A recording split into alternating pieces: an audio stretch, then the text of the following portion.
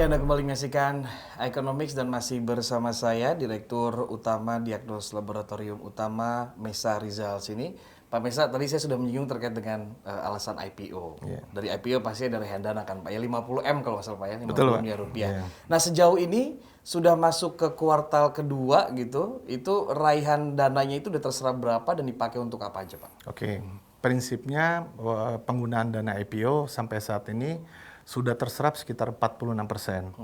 Pengembangan yang dipakai itu buat pakai dana pengembangan, pembuatan outlet-outlet baru, Oke. sama swap-swap center baru, kemudian juga pengembangan buat kendaraan. Kita buat mobile lab. Oh, gitu. oke. Mobile lab supaya dapat lebih menjangkau pemeriksaan-pemeriksaan yang di tempat-tempat yang lebih sulit. Dan sampai saat ini sih baru sudah 46% terserap. Oke, udah hampir setengahnya Pak ya. Setengahnya terserap. Berarti sampai akhir tahun nanti targetnya 100% begitu? Jadi sampai akhir tahun 100%, karena kita punya program itu setiap bulan akan menambah 1 outlet minimum. Oh gitu, sekarang posisi sudah berapa, kemudian targetnya nanti hingga akhir tahun mau buka di mana lagi? Oke, sampai akhir tahun target kita adalah 40 lab.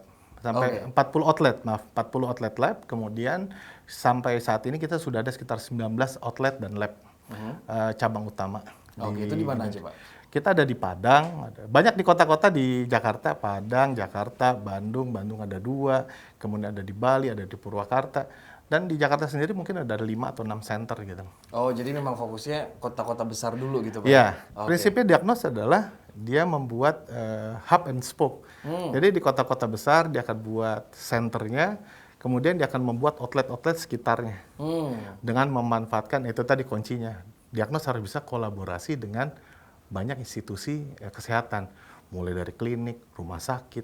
Kita bisa buat outlet lab di situ. Oke, bentuk kolaborasinya seperti apa? Apakah alat-alat dari labnya Diagnos juga dibawa ke rumah sakit atau klinik, atau hanya hasilnya saja kemudian nanti ditesnya di labnya Diagnos? Paling banyak kita set up lab di klinik atau di rumah sakit di tempat tersebut. Jadi misalnya contoh ada satu klinik utama di Jakarta. Ya. Kita set up lab di sana, tentu dokter-dokternya nggak usah harus menunggu hasil lab keluar, dia langsung bisa periksa di situ. Atau contoh kedua di rumah sakit di Bali, ya rumah sakit di daerah Kelungkung kalau saya nggak salah, kita set up full lab untuk rumah sakit tersebut. Jadi rumah sakit tersebut nggak usah setup lab, cuman kolaborasi sama kita, udah bisa dapat layanan dari Diagnos. Oh gitu. Jadi nggak harus yang Diagnosnya semua melayani gitu ya. Jadi dengan kolaborasi justru bisa. Udah makin gampang tuh ya. Gitu Iya. ya. Jadi itu yang menyebabkan Diagnos itu cepat. Berkembangnya bisa dibilang ya cepat sekali. Hampir 500%. Betul. Tahun lalu ya. Betul. Makanya event kita karena kita nih ringan investasinya, maka perkembangannya bisa tiap bulan bisa 1. Iya.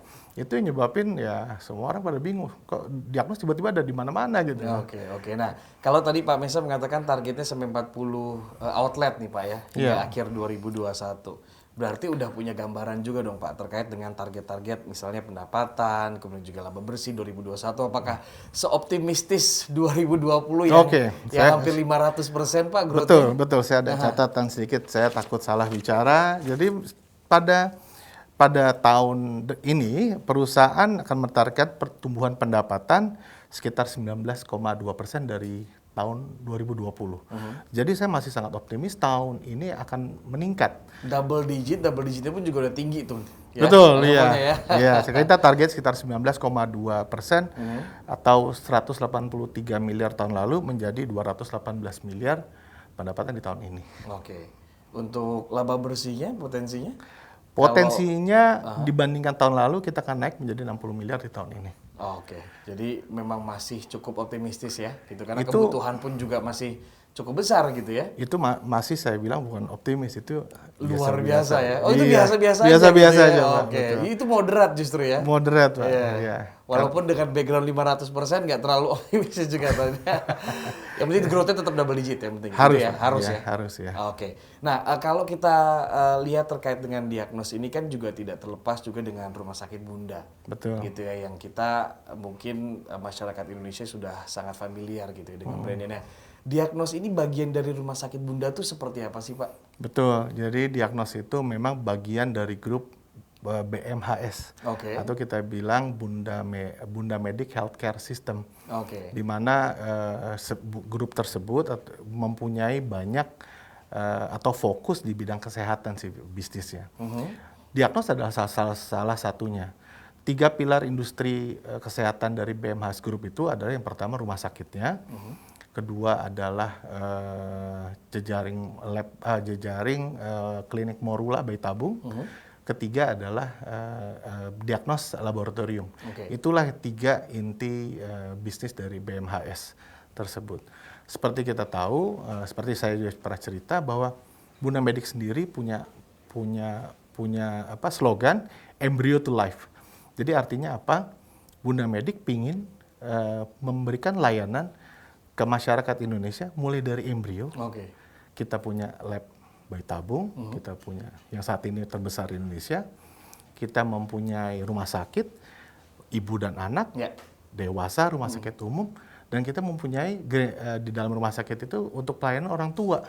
Jadi itulah makanya kita pengen bahwa grup Bunda Medic tersebut bisa melayani dari embrio aja udah mulai ini ya. Iya, dari lahir sampai tua kita punya. Dan itulah yang menjadi pelayanan diagnos. Juga bisa dibilang diagnos harus siap untuk melayani dari yang pemeriksaan dari embrio sama pemeriksaan orang-orang yang udah berusia lanjut. Jadi memang sepanjang umur hidup manusia ada BMHS di situ gitu ya. Harusnya gitu.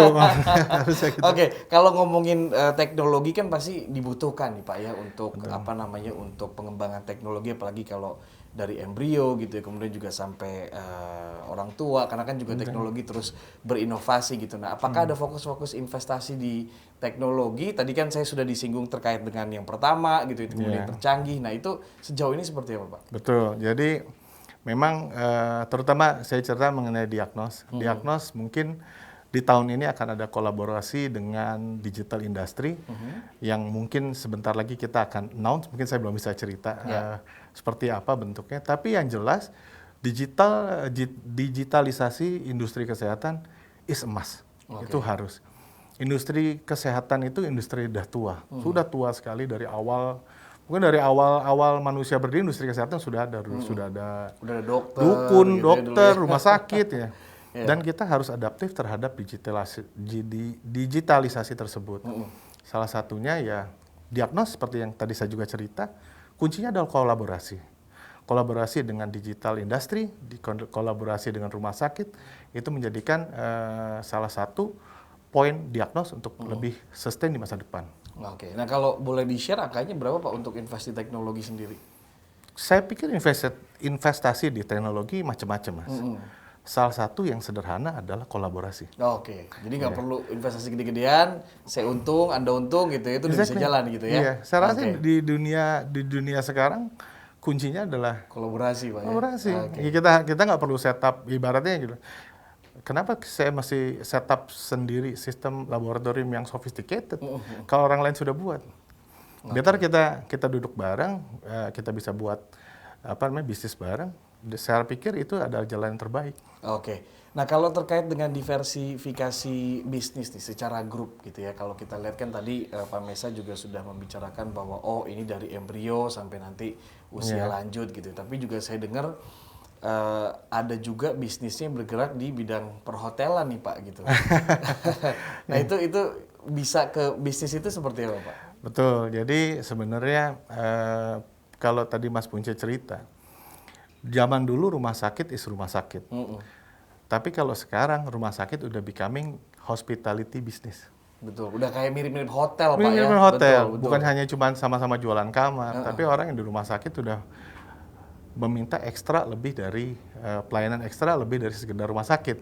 Contoh kamarnya mesti bagus, kamarnya mesti AC mesti dingin, makanan mesti enak. Jadi saya pikir ya kita fokus di dunia ini kok. Kita nggak jauh-jauh beda. ya kalau istilah kasarnya masih sama-sama jual kamar lah kalau saya pikir gitu. Prinsipnya seperti itu Mas. Oke, jadi sebenarnya kalau dari model bisnisnya mirip-mirip lah ya gitu. Mirip-mirip, Cuma nggak ada ya. dokter aja yang tiap jam datengin ke kamar. Bedanya gitu ya. begitu. Oke, Pak Mesa nanti kita akan bahas di segmen Iya, selanjutnya lebih ke hal pribadi nih, nggak Oke, masalah Pak Mas ya. Ujo, Saya ya. tanya hal pribadi Iya, saja iya. dan tetaplah bersama kami. Economics akan kembali sesaat lagi. Kalau kita sudah menjalankan dengan passion yang ada dan semangat yang tinggi, itu udah jadi modal bisnis itu bisa berhasil.